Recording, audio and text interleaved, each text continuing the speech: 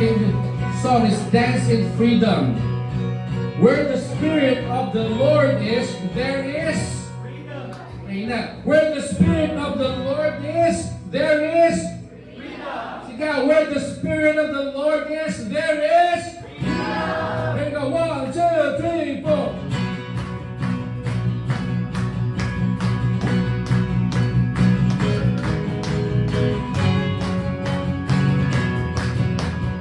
Clap your hands, come on, clap your hands.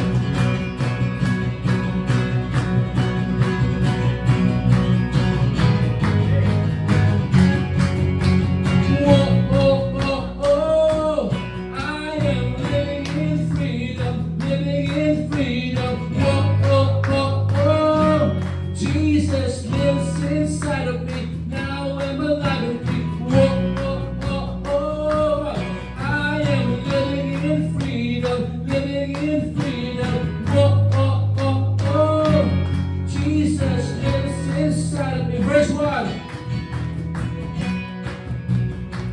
It did not look back. It did not hesitate. He gave his life away. His love, our Savior came. Our Savior came. Seek and save the Lord. He is the only way. His love to Him. To Him we overcome. To Him we overcome. Jesus, Jesus, you're alive, Lord. Nothing can separate us from the love that you give away. Jesus, Jesus, for the truth you are alive. Dance in freedom. Dance in freedom. You set us free. Verse 2. He paid the price. 1, 2. He paid the price. He took our guilt and shame. He made a way for us. He is died. Standing strong. Took the guilt. Fix our eyes on Him. He alone, amen. He is love. To Him. To Him we overcome. To Him we overcome. To Him. To Him we overcome. To Him. To Him we overcome. To Him. To Him we overcome. To Him we... Jesus, Jesus, you're alive enough. Nothing can separate us from you gave away. Jesus, Jesus, for the truth you are alive. Dance in freedom. Dance in freedom. Jesus, Jesus, you're alive enough. Nothing can separate us from the love that you gave away. Jesus, Jesus, you're the truth, you are alive. Dance in freedom. Dance in freedom. You set us.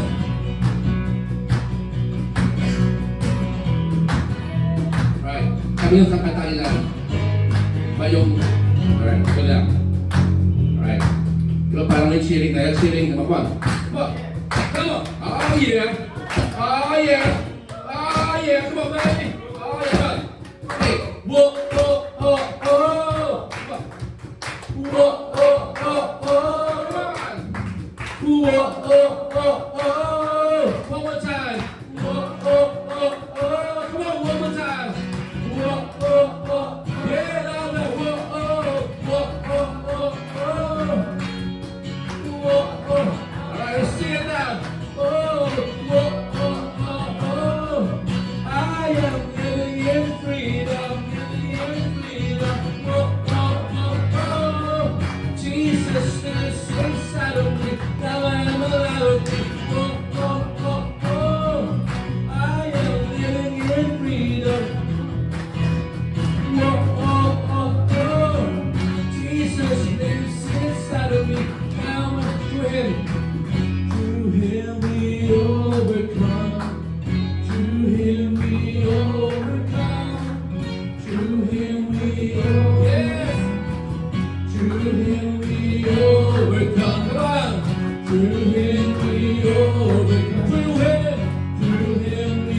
Jesus, your love, your love us. Nothing can take us down. Give away. Jesus, your truth, you are alive.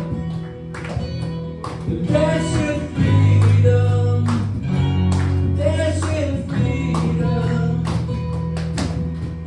Jesus, you're the truth. Dance in freedom,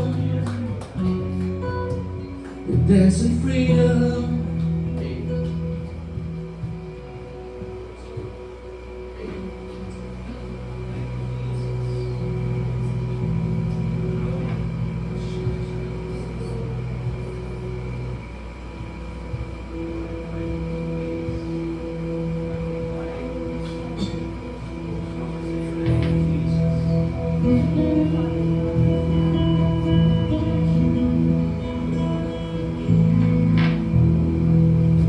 Worship Jesus.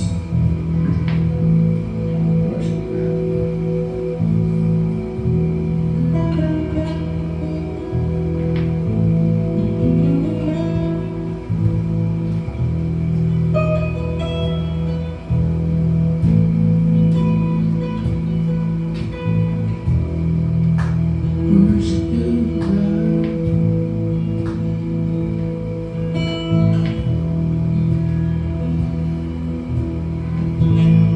Sing, I surrender. I surrender. I will yield,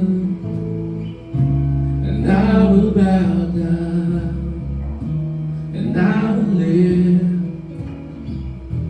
and I will sing you, and all my days I will follow, and all your ways, 'cause you are my only one. 'Cause you are my only one. Sing, I wanna live. I wanna live for you, be glorified forever. My life will declare that you alone are Lord, and everything of me, use it for your glory, and everyone will see, will hear, will know that you are Lord of all. Verse 2.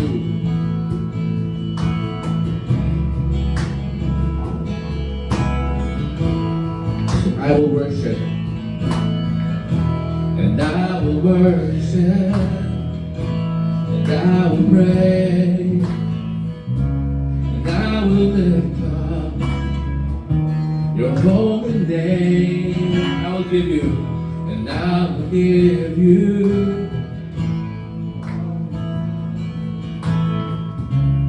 all the honor to your name, 'cause you are my only one. You are my only one. I wanna live for you, be glorified forever.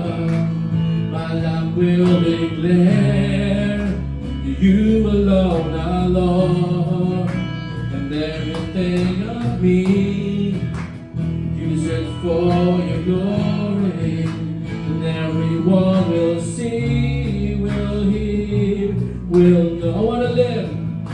I wanna live for you, be glorified forever.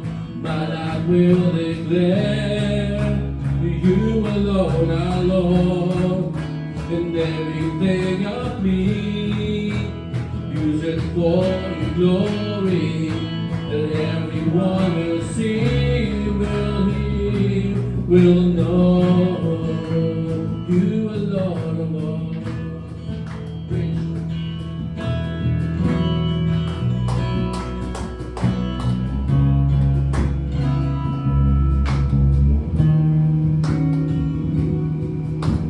Here I am, Lord, mold me. Here I am, Lord, use me. Here I am, Lord, send me for your glory. Here I am, Lord, mold me. Here I am, Lord, use me. Here I am, Lord, send me for your glory. Let's declare now. Here I am, Lord, mold me. Here I am, Lord, use me. Here I am, Lord, send me for your glory. Come on, here I am. Here I am, Lord, mold me. Here I am, Lord, use me. Here I am, Lord, send me for your glory. Here I am.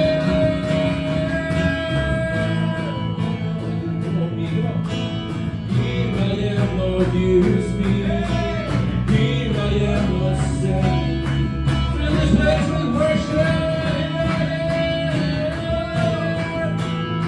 Lord, be thou, use me.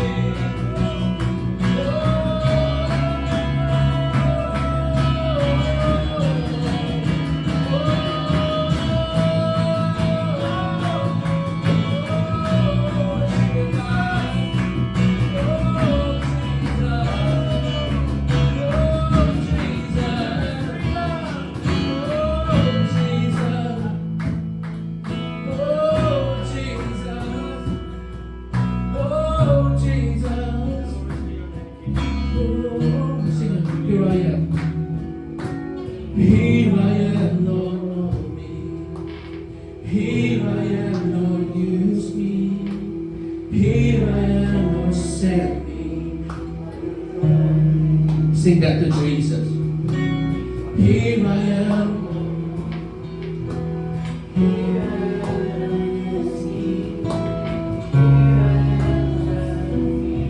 For your glory. One more time. Here I am, Lord, mold me. Here I am, Lord, use me. Here I am, Lord, send me for your glory. I want to live for you, glorified forever. My life will declare you alone, alone. Everything of me, use it for your glory, and everyone will see, will hear, will know. I want to live, I want to live for you, be glorified forever. My life will declare you alone, alone, and everything of me. Use it for your glory, and everyone will see, will hear. That everyone will see, will hear, will know. That everyone see, will hear, know.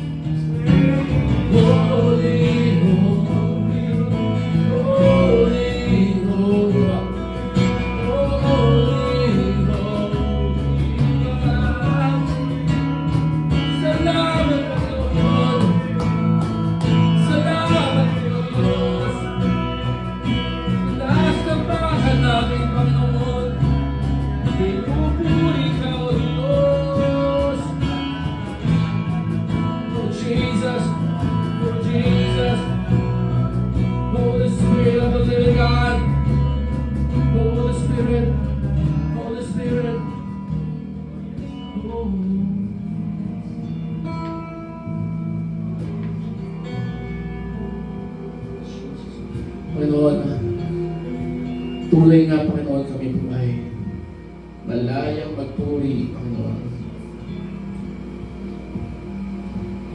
Lord, a lot of people right now are in distress because of the earthquakes, because of the storms in life, the storms in our very own selves, O God.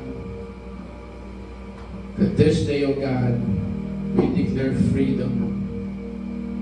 And Lord, we remember our fellow Filipinos, Panginoon, na sinalatapon ng lindol at bagyo, O God.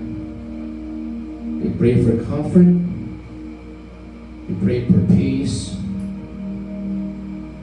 And we pray for financial blessings sa mga tao yun, Panginoon. Lord, as we worship here in 100% freedom, O God,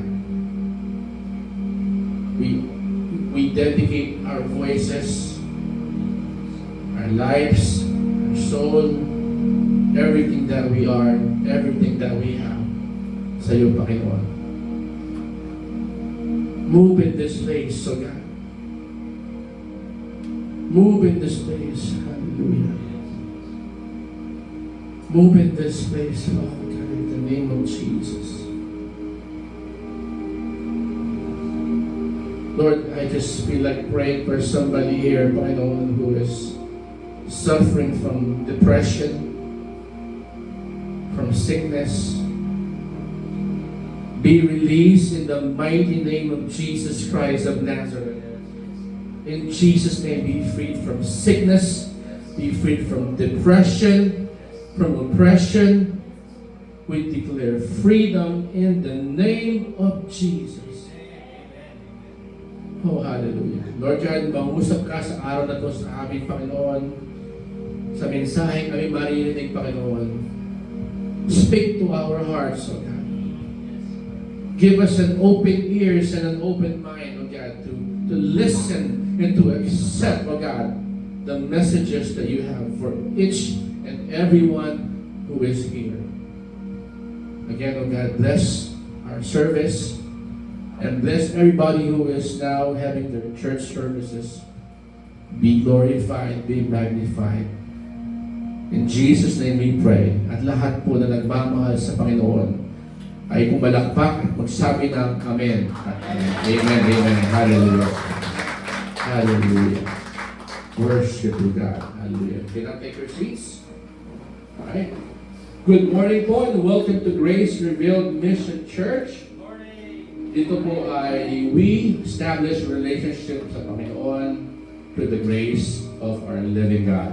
So this morning, again, sabi ko nga, every day that we wake up, CJ, pakipatay yung echo.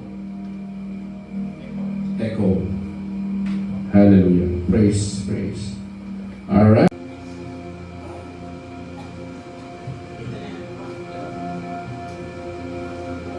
Okay, magandang umaga po sa inyong lahat. Narito ako ngayon para ibigay ang papuri sa ating Panginoon. Kasi nga, sa tanda kong ito ay teacher 2 lang ako. Pero ipinagkaloob ni Lord na maging teacher 3. Na hindi ko naman inaasahan dahil hindi ako nag-aaral. Hindi ako nag-aaral ng masteral dahil sa mga anak ko na pinag-aaral ko. Pero, kontento na sana ako doon sa teacher 2, pero gumawa si Lord ng paraan para sa akin may ibibigay yung teacher 3 na matagal ko na rin talagang hinahangad. So, maraming salamat sa Panginoon sa ginawa niya na paraan kung paano. Dahil yung kalaban ko dapat. At hindi na saan ako lumaban dahil wala akong masteral. Pero sa hindi ko paglaban, parang yung kalaban, lumaban ng teacher 3 ay nag-back out. Siguro yun ay dahil sa kay Lord. So, maraming salamat, Panginoon. So, one more, may 2 more. Mga bata, nakayo ko eh. Pag nakayo ko, lalapitan ko. Lalapitan ko pa. Ito si, ano to? Jordan? Jordan ba? Sa lahat ng Michael Jordan, ito yung 50 yan. Ano ba ako ng kabuti Ano na po Rachel? yung ilaw. Yung dimples mo. Minsan kasi parang astigmatism. Ate Alice? Yung astigmatism, di ba pag hindi sa ilaw? Papatayan. Hindi po, hindi po. Hindi kanina. Hindi ko kasi nakakuskus kanina. Morning, Lord. Kaya- Thank you po sa lahat ng binigay Kaya mo may sa amin. astigmatism. Maraming salamat po dahil noong linggo di ako nakaka-attend. Birthday ni nanay, kaso hindi naka-uwi. Kaya baka sa onda siguro uwi. Salamat Lord dahil ang anak ko, si Giovanni, nakauwi ng maaga kagabi na walang masamang nangyari sa kanya. Lubos ako nagpapasalamat sa iyo, Panginoon, sa binigay mo sa amin. Thank you very much.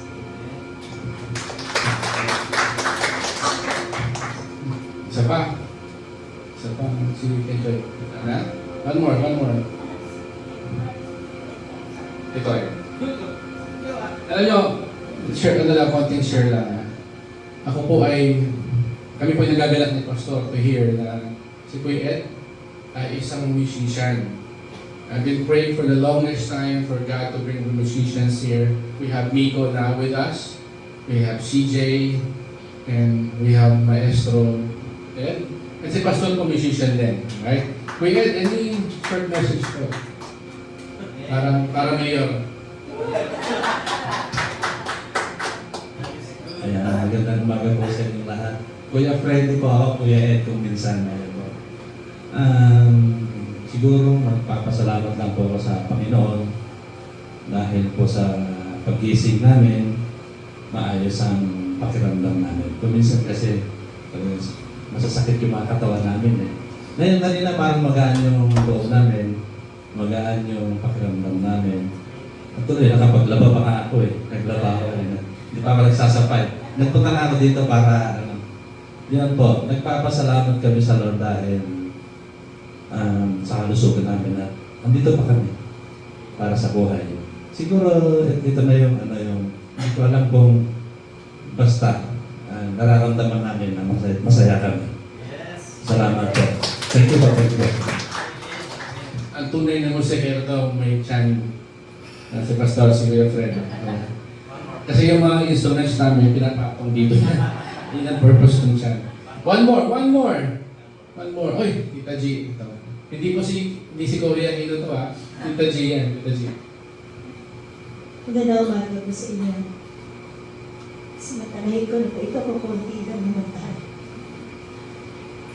I was really praying for this time to come. I thought the Lord na, sabi ko, Lord, 60 na ako, pero yung aking spiritual life is somewhat lost. Hindi ko alam kung saan ako church mag-attend. Hindi ko alam kung anong time na ibibigay ko. Lord, please speak to my life. I don't have enough time for you. Sunday, trabaho ko din. Wala man lang akong naibigay sa'yo na financial. Yung God gift ko sa'yo, hindi ko nga nasusunod eh. But you continue to give and bless me, O God. I want to serve you, Lord. Pero ang judges ng mga tao, hindi pwede. So what I did is study Bible for myself. Sabi ng anak ko, anak, hindi ako makatulog eh. 2:00 gumigising ako. Tapos inaantok na ako na 4:00. And the Holy Spirit used my son. Sabi niya, Mama, because this is the right time for you to study the Bible and listen to God. So nashock ako doon. So from that time on, every time na hindi ako makatulog, I'm holding my Bible, listening to the pastor online, and having my notebook and the Bible with me. At dumating na nga ito, dinala ng Panginoon na andito yung church ni Pastor Jesus First Mission Church. And I'm so happy. Noong first Sunday po na andito po tayo, nanginginig na po ako. umiiyak na po ako sa saya. Hindi ko po maipaliwanag yung saya ko. Pagpasok po ng gate dito, gusto ko na pong bumulahaw ng iyak, pero hindi ko po magawa. Because my spirit really praised God. Nilapit niya po ang sa bahay na namin mismo. God really answered prayers at the right time. So kayo mga bata, kayo napaka-blessed na kasi at your early age, pinakilala na ng Diyos sa inyo kung sino siya. At kanina pagpasok ko dito, ayoko po talagang mag-stay sa likod because I really want to hear God's message and worship God na walang nakikita ano pa man.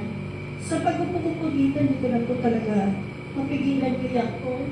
Na I was really praying hard na sana ito na po yung umpisa. Sa dinami-dami ng simbahan na inatendan namin. Pangalawang church na po ito. Kaya sabi ko kay Ed, paggamit tayo sa Panginoon, hindi sa tao. Kung anong leading sa atin ng church na ito na pinadala sa atin, paggamit tayo. Thank you, Lord. Thank you. Praise God. Hallelujah. The Lord deserves a louder clap. Come on, hallelujah! Oh, thank you, Jesus. Thank you, Jesus. Thank you, Jesus. Thank you, Lord God, for those sharing, Panginoon. Pagpalain po yung mga taong ito na nag-share. And we pray, Panginoon, for next Sunday, meron ka na naman pong itatayo na malakas na loob na magbabahagi na yung kabutihan sa kanilang mga buhay. Thank you, Jesus.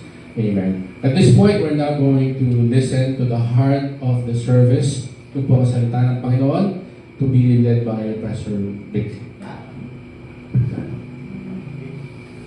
Amen. So, nakikita niyo po sa monitor ay JFMC, Jesus First Mission Church. Well, actually, yan po yung pangalan ng church namin sa Bungabon. But dito sa Gimba ay nag-create tayo ng specific name na ating i-register. At binigay po sa atin ng Panginoon yung GRMC, which means Grace Revealed Mission Church. So, magtataka po kayo bakit iba yung pangalan ng church sa Bungabon. Kasi alam niyo po ba na ang church ay dito lang sa lupa. Ang gobyerno natin ay nagre-require ng pangalan isang samahan upang maingatan yung mga tao na pumupunta doon. Kasi kapag ka nagre-rehistro ng isang samahan o grupo, ay kinakailangan merong nakalahad na statement of faith, yung ano ba sa Tagalog yan? Yung iyong pananampalataya ay nakalagay doon pag pinasok mo sa SEC, Securities and Exchange Commission. Para maingatan yung mga taong pumupunta doon. Like for example, halimbawa, ang church na pupuntahan nyo ay nakalagay doon sa kanilang bylaws ay pwedeng maging asawa ng pastor, yung lahat ng babae sa church, ay hindi po papayagan yan ng SEC. So yun po yung purpose back nagre-registro. O di kaya naman ay mayroong paniniwala na kailangan ng lahat ng pera nyo ay sa pastor mapupunta, lalong hindi pwede yun. No? O di kaya naman ay nakalagay doon sa kanilang pananampalataya ay lahat ng batang may edad na 2 taon ay kailangang ialay sa Panginoon, di ko no? So, papayagan ba ng gobyerno? Hindi. Kaya meron pong tinatawag na pagre-rehistro sa ating gobyerno. Ngayon, ito po. Pagdating po sa langit, hindi natatanungin doon kung Jesus is Lord Church ka, kung Jesus Faith Mission Church ka, kung Grace Revealed Mission Church ka, so on and so forth. Walang ganung tanungan. Kasi ang tanging hanapin lang doon sa puso ng tao ay si Jesus, hindi yung pangalan ng samahan. And definitely, dahil diyan ay hindi tayo naniniwala na walang anumang relihiyong makapagliligtas sa tao. Amen. Ang pininiwalaan po natin ay yung taong merong relasyon sa Diyos, tamang relasyon sa Diyos, yun yung kukunin ng Panginoon. Kaya kahit pakyawin po natin yung lahat ng klase ng relihiyon dito sa lupa, hanggat wala kang tunay na relasyon sa Panginoon, you will pray. Tatanda kang pangit. Di ba? Kaya tumanda tayo, mapangit natin eh. Dahil pinalaki tayo sa relihiyon. Pero ngayon, hindi nyo ba napapansin? Tingnan nyo ngayon tayo. Ang sasaya ng mukha. Kasi sa church ng Panginoon, walang malungkot. Bawal ang malungkot. Amen. Tingnan natin yung katabi natin at sabihin natin sa kanya, bawal ang sad. Happy lang. Oh, amen. Kaya dito po, ginagawa po natin na tayo po ay patuloy na makakilala sa Panginoon dahil yun ang gusto ng Bible. At ang mensahe pong dala-dala ng church na ito, pag sinabi pong church, lagi niyong tatandaan, hindi po yan religion. Pag sinabing church, it is a group of believers in Christ. Ito ay kalipunan ng mga taong nananampalataya o naniniwala kay Kristo. Kaya kung ikaw ay naniniwala kay Kristo, kasama ka doon sa tinatawag na church. Ang Tagalog ng church ay iglesia. Iglesia ni Kristo. Bakit? Bakit iglesia ni Kristo? Yung salitang iglesia ay grupo ng mga mananampalataya. Kaya pag idinugtong mo yung ni Kristo, ay grupo ng mananampalataya ni Kristo. Hindi ikaw yung iglesia na nasa relihiyon.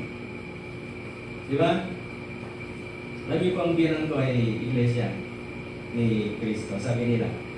Pero hindi ko naman makita yung Kristo sa buhay nila. Kaya yung kanilang abbreviation ay INC. Nakikita niyo po ba yan? INC. Anong ibig sabihin ng INC? Incomplete. Incomplete. No? At ginagamit po nila yung Iglesia ni Cristo. Hindi tayo naninulig sa kundi pinakikita ko lang. Ang sabi naman ng isang manggagawa o ng isang mangangaral, sabi niya, yung definition ng INC ay Iglesia no Cristo. Ito yung iglesia walang Kristo. Bakit? Kasi hindi naman nila pininiwalaan si Kristo ay Diyos. Tao lang daw. So tayo pa naniniwala sa Bible na si Jesus ay sinabing tao, 100%. But sinabi rin ng Bible na si Kristo ay Diyos. So kailangan paniwalaan mo yun. Kung sinabi siyang tao, paniwalaan mo. Pero pag sinabi siyang Diyos, paniwalaan mo rin. Hindi mo pwedeng tanggalin. Kasi ang tinuturo po nila ay hindi raw pwedeng sabihin Diyos si Kristo kasi siya ay tao. Natural. Ang itutubusin niya tao, tayo. Ano po? Kaya siya ay naging tao. Ngayon, kung kabayo yung tutubusin niya sa krus ng Kalbaryo, sa palagay niyo kaya magiging tao siya. Natural, kabayo rin siya. O langgam, kung langgam ang tutubusin niya. Pero tayo po ay tao na nangangailangan ng katubusan. At ang katubusan lamang na ibabayad doon ay yung walang kapintasang dugo, yung banal na dugo ng Panginoon na umagos doon sa krus ng Kalbaryo, yun po yung tinambayan niya. So definitely, kailangan niyang maging tao para matubos tayo. Amen? Kasi kung hindi siya nagkatawang tao, paano niya mababayaran ng banal na dugo yung kasalanan natin? At isa rin po yan sa paniniwalaan natin. Sabi ko nga po, kapag nag-minister po ako, hindi natin niyayapakan at niyayurakan ng anumang religion, ginagalan po natin sila. Kasi yun yung paraan nila. Galing din tayo dyan. Lahat tayo pinanganak na mayroong religion. At namulat na nga yung mata natin, meron na tayong religion. Kaya madalas natin sinasabi, dito na ako nagising, dito na ako mamamatay. Mamamatay ka nga dyan. Pag hindi mo nakilala ang tunay na Diyos. Amen?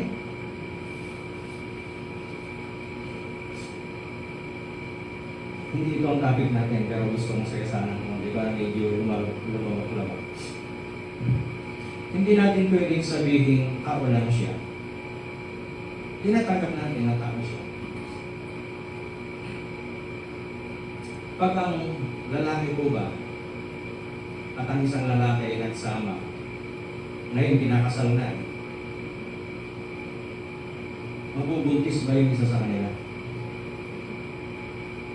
Pag ang babae at isang babae nagsama, mabubuntis ba yung isa sa kanila?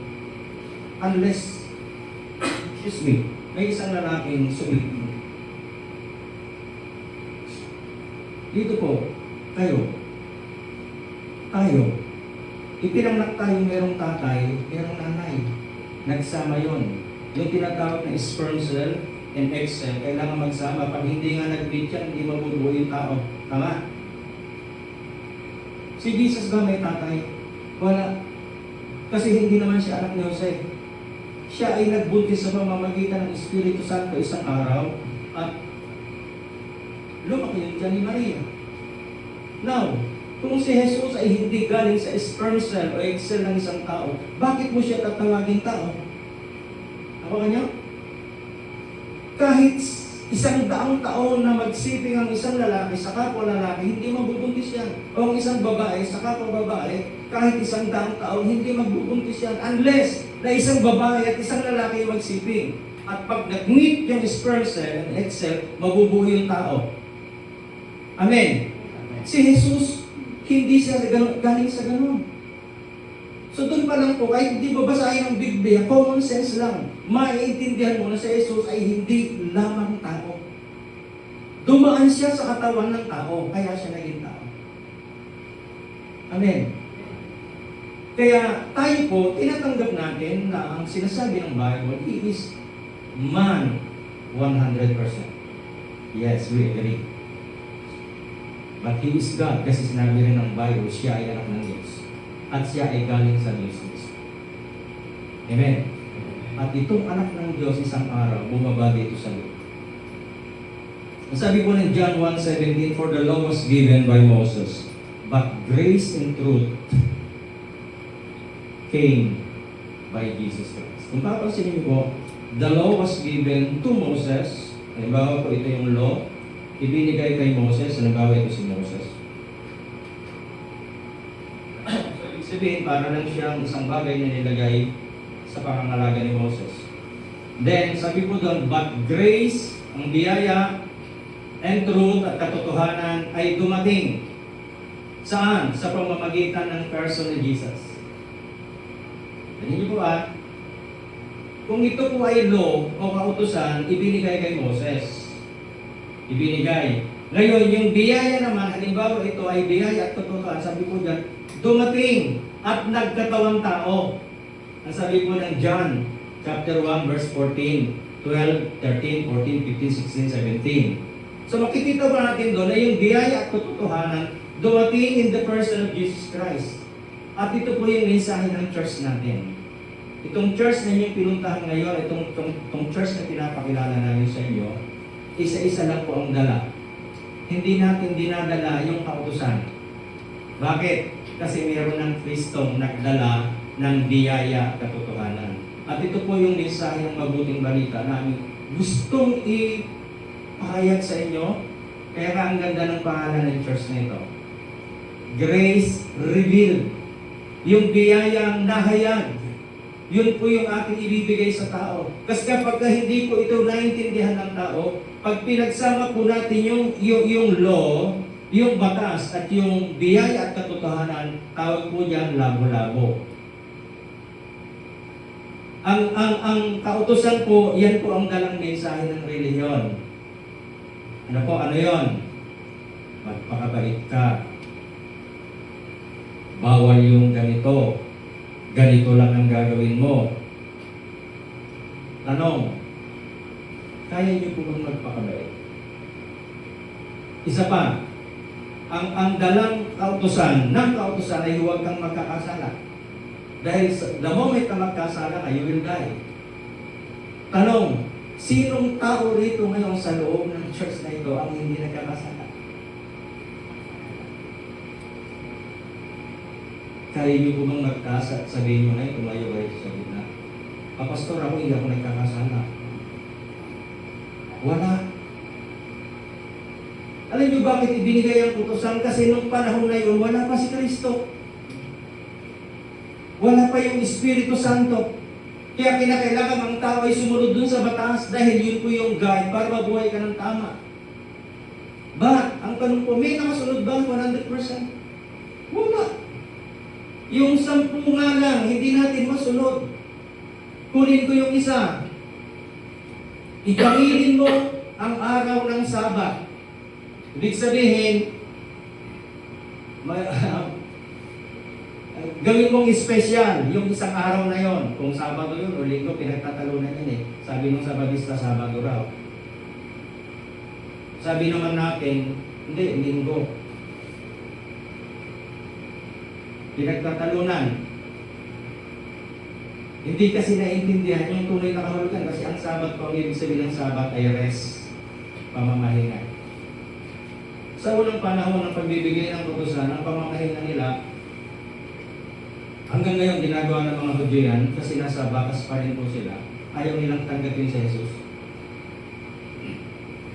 Kapag araw ng Sabat, bawal magsaing, bawal maligo, bawal magsibak ng kahoy, bawal mag-ibig, bawal mag-toothbrush. Lahat, yung hygiene, bawal kasi kailangan magpahinga ka lang, yun ang misahe. Kaya ba natin yan mga kapatid?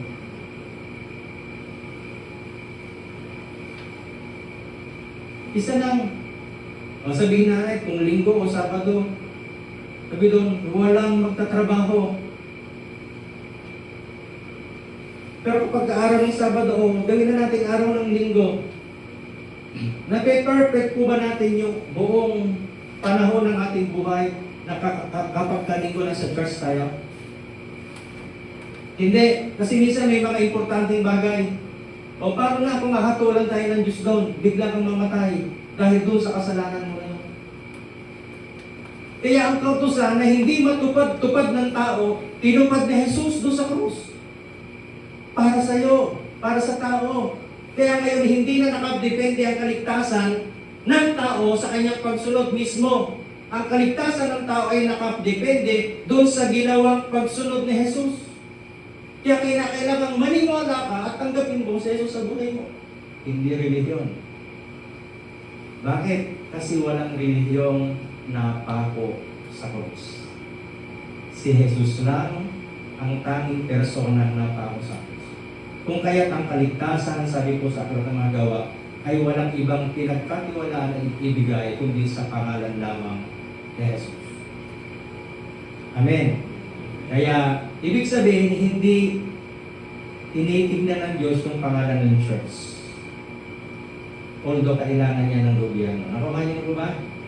Kasi kaya kung sinabi niya, baka magtaka kayo, bakit JFMC yung nakalagay dun sa ano ni Pastor. Amen. Hallelujah. So, punta tayo sa ating topic. Baka hindi tayo matapos ng maaga. Amen.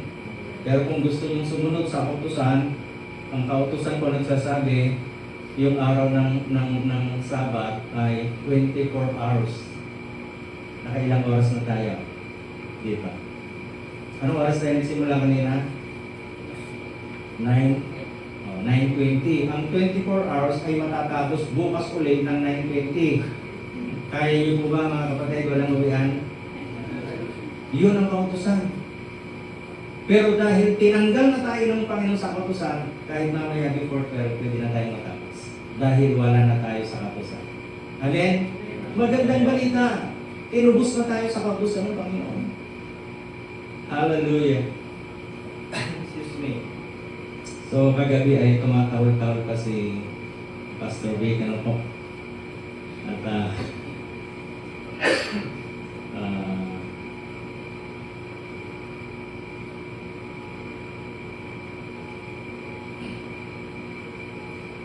At si Kuya Joe ay mahindi patulog kagabi, parang hindi ka tumahol kagabi, Kuya Joe.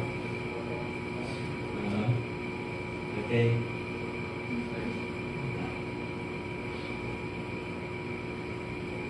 Malayo yung ating monitor, ano po? Yan. That is good. Nakikita niyo po ba yung monitor natin? So, pagbilang ko po ng 3, 1, 2, 3, ay sabay-sabay natin babasahin. Ano po? 1, 2, 3. Okay. Tingnan niyo yung katabi niyo. Sabihin niyo sa kanya, may 20 ka ba dyan?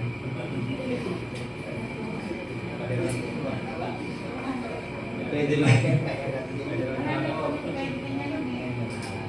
Wala nang mararating yung 20. Ano po? Wala na? Alam niyo po, masaya sa church. Sa reliyon, malungkot. Sa reliyon, bawal tumawa. Sa templo kayo. Ganong bata tayo, ako. Kasi lumaki kami ng religyoso. I believe isa lang yung relihiyong pinanggalingan natin. Na minsan hindi naman natin naintindihan kung ano yung ibig sabihin ng relihiyon na yun. Meron ba dito ipinanganak na saksi ni Jehovah? Wala. Ipinanganak na iglesia ni No Cristo? Wala. Ipinanganak na Methodist, Baptist, Presbyterian, sa Sabadista? Wala, ano? Isa lang sasabihin ko. Sino rito ang ipinanganak na Katoliko? Pinanganak ng Katoliko. At nung bata ako, gusto ko maging pari ako. Kasi napaka-religyoso namin tao. Naalala ko noon kapag mayroong tinatawag na Angelus. Angelus nga ba? Yun ay tuwing alas 6 yata ng hapon o gabi. So mananalangin. Mananalangin si nanay. Yung tatay ko, hindi kasi lasinggero yun. Kanyang magkakapatid. At ang panalangin ng isa lang, paulit-ulit. At nakakapagtaka, kahit paulit-ulit hindi mo ma-memorize. Nagkakabalik-balik ka. Manalang. Tapos biglang may tutunog sa kusina. Nagkakalong yung pusa. Ang kakanapagan yung... Kasi wala namang rep nung araw eh. Tang-tang-tang. Nagkakabagsakan yung piniritong isda ni nanay ay tinangkal ng pusa. Yung tiyahin ko masusungit kasi may mga tiyahin akong old maid na matandang dalaga. Titigil muna sa pagdadasal yun at magmumura kang bihira itang pusa, pupuntahan sa kusina at mumura-murahin yung pusa. Pagkatapos doon, balik na naman doon. Pray ulit tayo. So hindi na iintindihan kung ano yung pinasok ng relihiyon. Pero yung isang taong may Kristo sa puso, mapapansin nyo, kung dati kayong nagmumura ng 10 beses isang araw, nung makilala nyo si Kristo, nabawasan ng isa, siyang na lang. Amen? At habang nagpapatuloy ka, na lumalapit at naglilingkod sa Diyos, nung naka-1 taon ka sa Panginoon, nung pangalawang taon mo, nabawasan uli ng isa. 8 beses na lang magmura sa isang araw. Bakit? Kasi binabago tayo ng Panginoon. Yung dating masungit, naubod ng sungit, nung makilala niya si Jesus.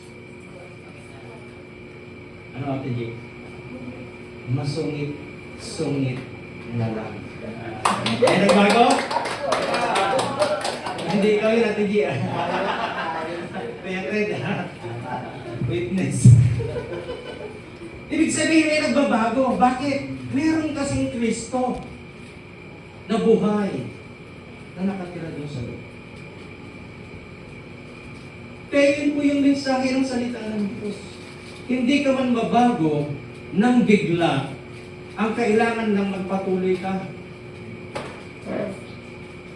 Kung dati kang malungkot,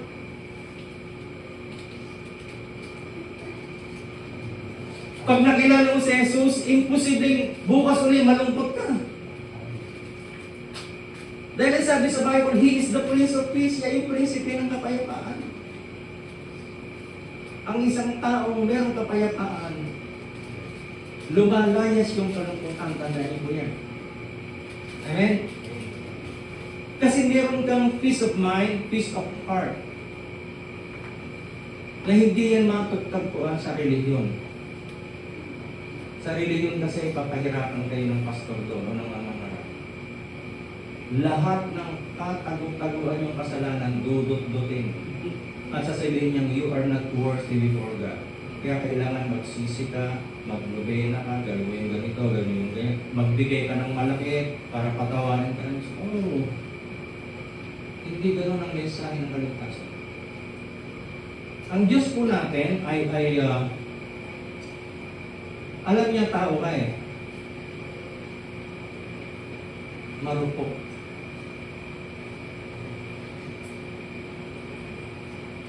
No? Sensitive.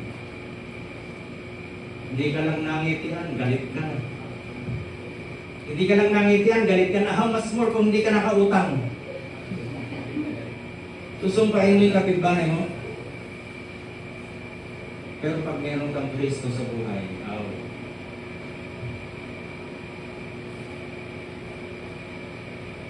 kung galit sila sa iyo, hayaan mo sila.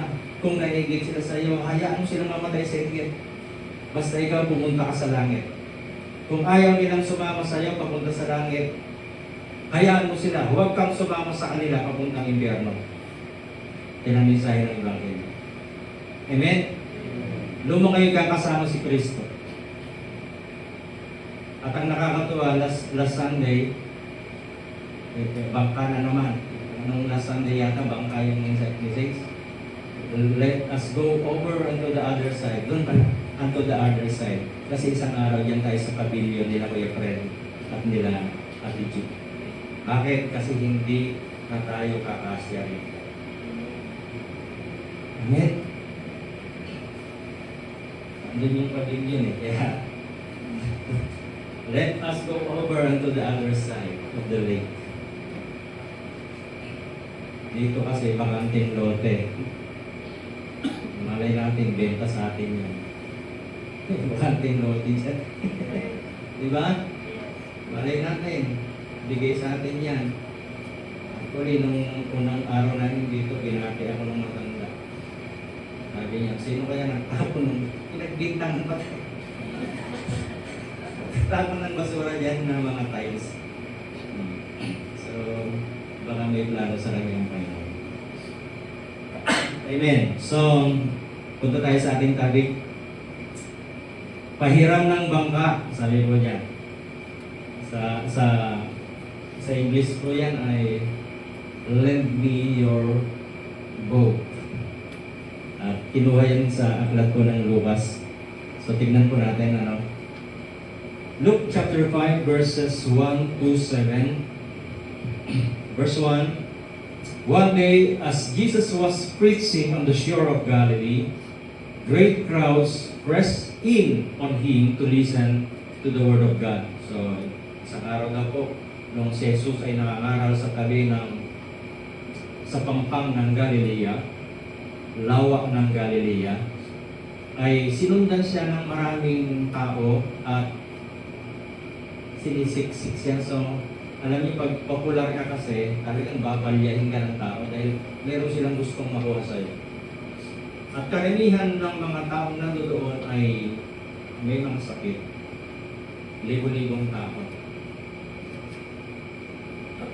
So, hindi siya, meron siyang tinatawag na 12 apostles. Wala pa yung 12 apostles sa kwentong ito kasi sila Pedro ay nangingisda pa ng datay.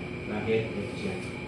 He noticed two empty boats at the water's edge, for the fishermen had left them and were washing their nets.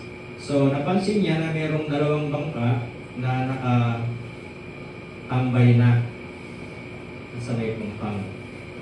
No? Dahil iniwan na ito ng mga mangingisda at huhugas na ng kanilang mga lambat. So, ibig sabihin, pag naghuhugas ng lambat, ay galing na yon sa pangingisda. Ano? Yan. And then, sa verse 3, stepping into one of the boats, Jesus asked Simon.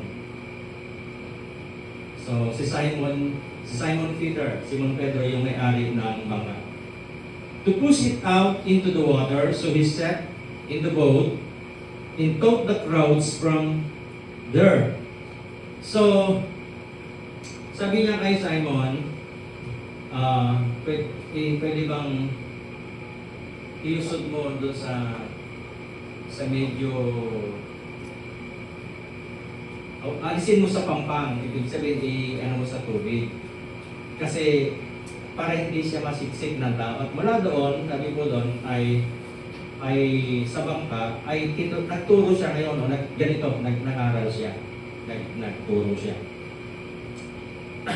And then, sabi ko yan, when he had finished speaking, he said to Simon, nung matapos na siyang mangaral, ay ginalikan niya sa Simon. Ginalingan niya. Sabi niya kay Simon, now, go out where it is deeper, punta ka doon sa may medyo malalim, and let down your nets to catch some fish. Punta ka doon sa medyo malalim, sabi niya kay Simon Pedro, at ihulog mo yung lambat upang makahuli ka ng mga isda. Verse 5, Master, Guru, sabi ni Simon Pedro, we worked hard all last night and didn't catch a thing. Sabi niya, buong magdamag kaming ang isda. Nagpakahirap, lahat na ng teknik, lahat na ng diskarte ginawa namin sa pangingisda. Pero kahit isang butete, sabi ko yan, didn't catch a thing. Kahit isang bagay, wala kaming nakuha. But, if you say so, I will let the nets down again. Magdamag kaming, kasi ang pangingisda, ginagawa paggabi. Tama. Kaya nga, ang mangingisda, hindi ko alam kung tatama ako, kasi hindi naman ako mangingisda. Hindi ko alam kung kailangan maliwanag ba ang buwan o walang buwan. Parang walang buwan yata eh. Tama? Walang buwan? Walang buwan ano? Kasi kailangan nila ng lampara para yung isda doon ma-attract sa lampara, lalapit sa bangka. Yun ang alam ko. Hindi ko alam kung tama. Pero parang tama yata. Kasi pag maliwanag ang buwan, scattered ang isda. Dahil nakatingin sila sa buwan. So ngayon, magdamag. We have toiled all night, sabi niya. Nagpakahirap kami. Lahat na ng effort ginawa namin. Pero wala kaming nakuhuli kahit isa. Pero, sabihin po natin, pero, subalit, natapwat, ngunit, dahil sinabi mo, ihuhulog ko muli ang lambat. Ano nangyari? Yun. And this time, yan. At sa pagkakataong ito, not yesterday, not tomorrow, this time. In this moment. In this moment. Ibig sabihin, hindi mamaya. O teka muna.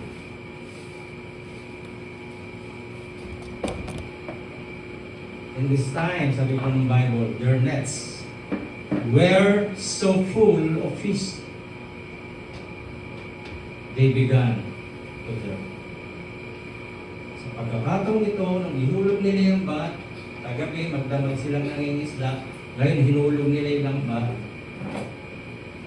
In this moment, sabi doon, napuno ng isda yung lambat at nagsimula itong mapunit.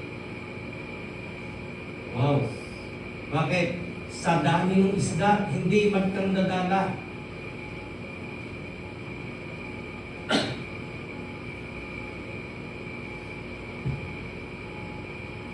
Dahil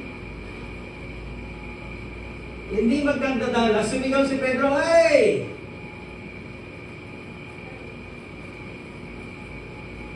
Nasa isang bangka. Nakakatropa, sabi niya, punta kayo rito. Hindi makayanan, eto sabi ko niya, a shout for help brought their partners in the boat, in the other boat. Sumigaw sila. And soon, pansin niyo po ang both boats, tama ba? Both boats were filled with fish and on the verge of sinking. Sabi po doon, nung tawagin ni Pedro yung kabilang bangka, tumakbo rin sa kanila para tulungan silang ano yung lambat? Iahon. And then sabi po rito, yung dalawang bangka, hindi na isa, yung pangalawang bangka ay napuno rin ng isda at nagpasimulang lumubog yung kanilang bangka. Oh, grabe. Kasi niya, actually, sa pangingisda, ginagawa ng gabi. Pero ito po, araw to. At sa isang professional o dalubhasang mangingisda, merong karapatang si Pedro na sumuway kay Jesus. Bakit? Si Jesus ay hindi mangingisda. Siya ay anak ng karpintero. Pwede niyang sabihin, ano ba mo sa pangingisda? Ako veterano, ako mangingisda. Ba't mo ako tuturuan? Walang nangingisda sa mga professional na mangingisda ng araw. Ang tamang pangingisda para sa kanila ay gabi. Pero po ito araw to. Anong nangyari? Anong meron?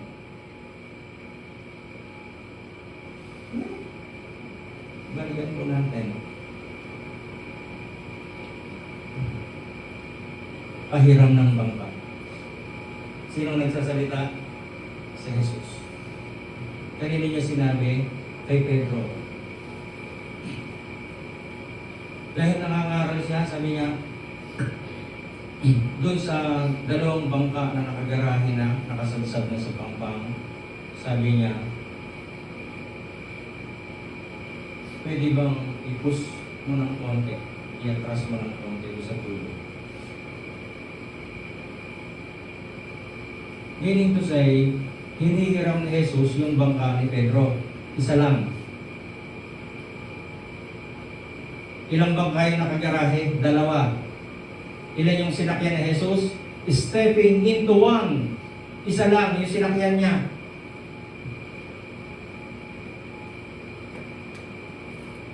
At ginamit niya sa pangangaral. Tingnan ulit yung natabi.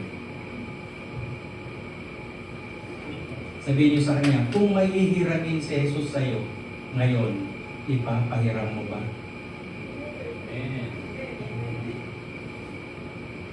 Kung hihiramin niya yung wallet mo, pahiram mo? Yung mga taga-nagpandayan na lang to.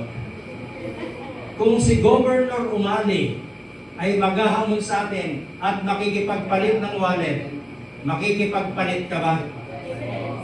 Yes! Definitely, absolutely, yes! Kasi Chuck, mas paldo, mas makapal yung wallet ni Governor kaysa sa wallet natin. Amen?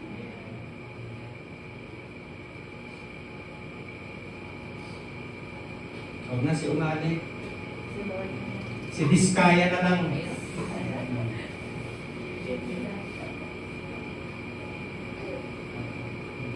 Kung makikipagpalit sa akin si Diskaya, kailan niyo ba si Diskaya?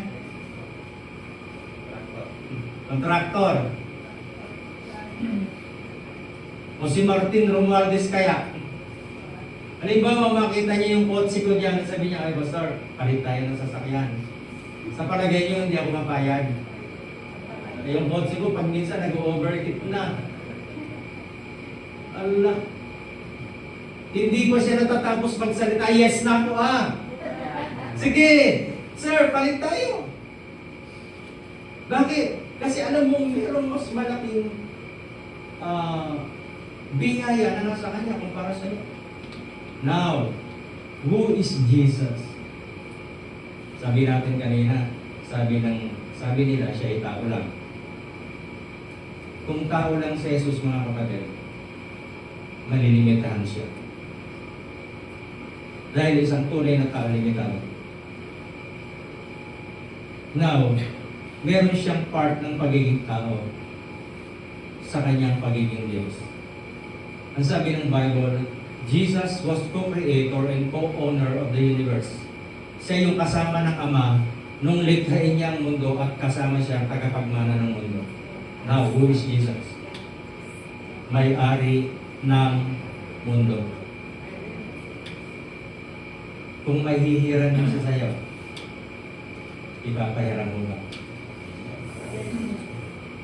Salamat sa buhay ng ating Ate G, Kuya Fred. Hindi sinasadya at hindi inaasahan, nagtagpo tayo. Pinagtagpo tayo at naniniwala akong itinadhana rin tayo. Kasi mayroong pinagtagpo pero hindi itinadhana. Ouch. Sino mag-aakala na makikilala natin itong mag-asawang ito? At sino mag-aakala from lut-lut nang nagpandayan ay makarating tayo? Sino rin ang mag-aakala yung isang pastor na kalbo na galing ng Bumangon makakarating din? Diba? Actually, 2004, I think 2004 or 2005 na dengue po ako. It's a matter of life and death. Sumuka ako ng dugo, yung ilong ko, pag yumuko ako, parang gariko, pag tumulo yung dugo. At yung platelet ko that time, doon sa mga nurse, kung mayroong nurse dito,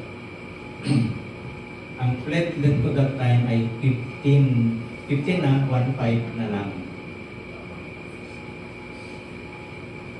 Akala ko pangkaraniwang tarangkaso lang, pero dalawang linggo na ako nino. Hanggang sa yun na nga, nung sumuka na ako ng dugo, natakot na si Mrs. Ay, iba na to. Hindi naman na dengue pa. At ang dengue pala, walang gamot. Isang linggo na ako sa San Lazaro. Sa San Lazaro ako dinala. Pero marami pang pinagdala sa aming hospital doon sa Cavite. Dinala ako sa Lasal, sa Gentry. Sa Lasal hindi ako inadmit kasi alam ko kung nailason. Tapos dinala ako doon sa General Reyes Cavite. Tapos may pastor doon na dumating, kakilala namin. Kasi doon kayo na ako. Pastor yung mga nagsakay sa akin sa L300. Sila yung nagdala-dala sa akin. So nagbubulungan sila. Narinig ko. Actually nagbubulungan pero narinig ko. Sabi niya, Pastor, tanggalin mo dito na. Alisin nyo dito yan. Mamamatay dito yan. Sabi nila. Oh, sabi ko. So napilitan dinala ako sa San Lazaro. San Lazaro Hospital. Kasi doon expert sa dengue at kagat ng basta natuklaw ng aso, natuklaw ng ahas, natuklaw ng pusa, expert sila. And during that time, September yata, nakarating kami sa San Lazaro ay 7 p.m. from Cavite. Punong-puno yung doon sa entrance, daming may sakit. Puro dengue lahat, karamihan. At alam niyo po, 7 p.m. ako dinala, na-admit ako doon sa loob 4 a.m. Ang nahiga ako doon sa bangketa, daan-daan ng tao kasama si Jesus. At yung isang pastor na patanay na tao kasi almost 2 weeks na yata ang suran-suran. So, nilatag ni Mrs. yung jacket. Doon ako nahiga. Imagine, kung gaano kalamig yung bangketang Norway na lang. Ako kasi nadadaan. So, mula alas 7 ng gabi hanggang alas 4 ako doon ng madaling araw na nakahiga. Saka lang ako na-admit doon sa loob. At kung na-admit ako, dalawa pa kami sa isang bed. Imagine, sa sobrang dami ng pasyente, share na lang kayo sa isang ama. Ano po, that time, nung nag-check up na ako ng doktor, kailangan ko ng 15 bags na dugo. 15 na. 15 yung platelet count, 15 yung need na dugo. Ang problema, walang dugo na available. Alas 4 ng madaling araw. Nag-uusap yung pastor, kinakausap niya si Jesus, nagbubulungan sila. Pero doon sa buka ng mga labi nila, nakikita ko sa mga itsura nila, hopeless na. Katingin lang ako gano'n. Alam niyo, habang gano'n, isa lang sinabi ko, kung tapos na ang mission ko, Panginoon, kunin mo na. Kasi pagod na ako. Isipin niyo, 2 linggo kang walang kinakain, puro suka. Na kahit tubig, ayaw pumasok. Himala ng mga himala, nung pinontak nila ang Red Cross, may nakuha 10 bags. So yung bago madaling araw yan, ay nasa lina naman.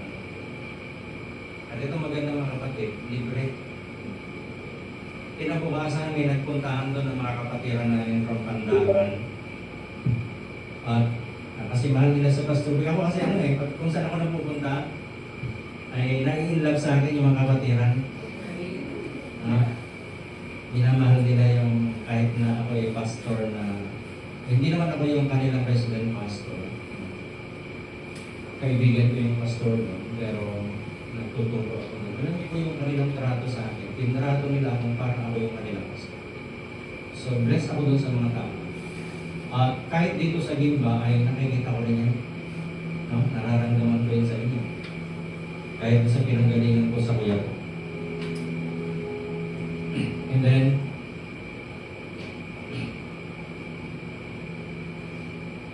may dumating doon na isang kapatiran. Actually, 3 sila. Isang senior citizen. Mag-80 na yata yun. Kung maglakad alam niyo kung bakit ang doon mag-donate ng dugo kay pastor. Tapos mayroon isang kapatiran doon, wala na ngayon ginawa na ni Lord. Itong kapatiran na ito, si Ate Madel, worship leader namin yun doon sa Panda. Alam niyo po yung hitsura niya, pag hinipan siya ng hangin, tutumba na. Ganun kalaki yung katawan niya. Kaya nung nakita ng doktor, may dugo pa kaya ito. Ako ganito na ang katawan ko nun. So, binuhay ako ni Lord.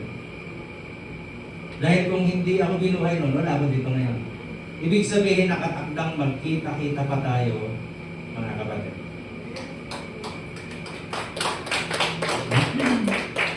Nakatakda. Nakatadhana. Kaya pinagtag po tayo at itinaghay.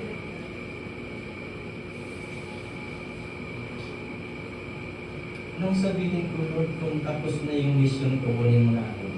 Hindi pa pala tapos. Meron pa akong gagampanan.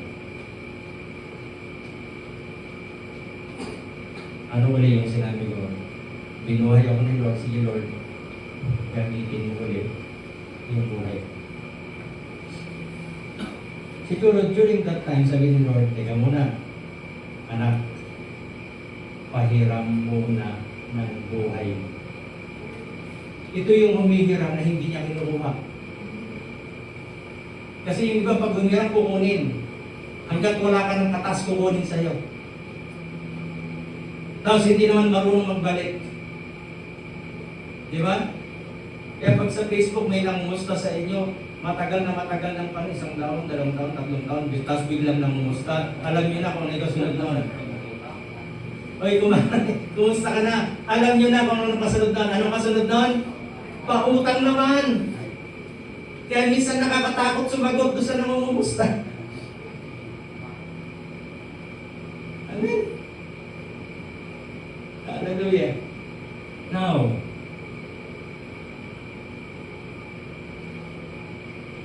pagsakay ni Lord sa bangka ni Simon Pedro, at ipinagamit ni Simon Pedro. Gumanti ba ang Panginoon? Minsan nangihiram ang Diyos sa atin ng oras. Oras lang. Sunday lang. Ilang oras tayo dito? Nakakailang oras na tayo? 9. Ha?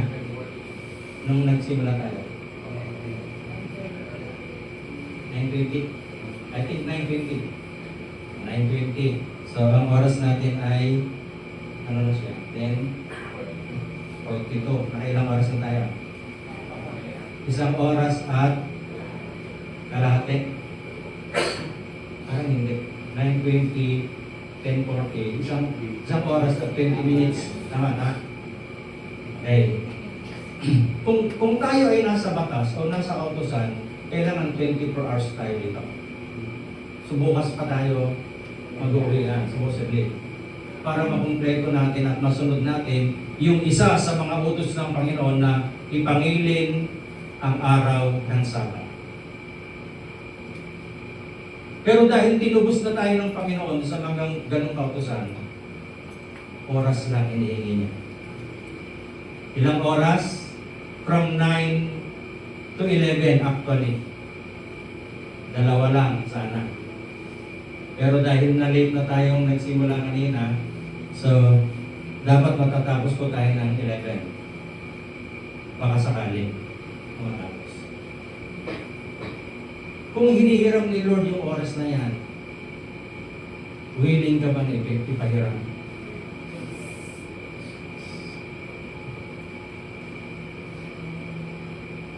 Hey, may talent ka.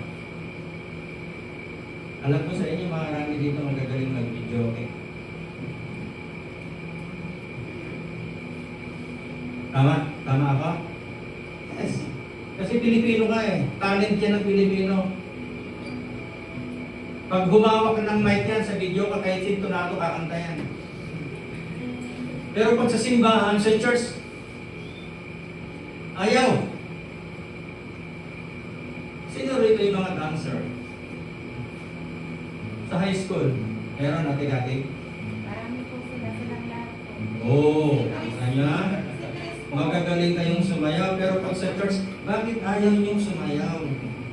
Alam niyo ba ang pagpupuri ay 7 ways to praise the Lord. Merong pagluhod, merong pagpapalakpak, merong pagsigaw, merong pagkanta, merong paglundag, merong pagsayaw, at marami pa. Kaya ibig sabihin, kapag ka nagpupuri sa Diyos, yung body language natin, tinitigyan na yung Diyos. Gamitin mo. Inihiram niya yung talent mo. Amen? Nakakatuwa. Akalain mo si Kuya Fred pala ay isang musician.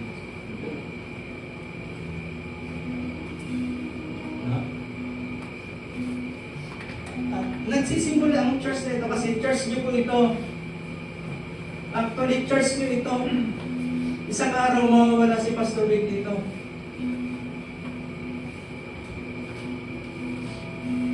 Kasi church niyo ito eh. At kung dumating man yung araw na yun, titiyakan ko po sa inyo, may pastor na kayo rin. Parang nagpapaalam naman na.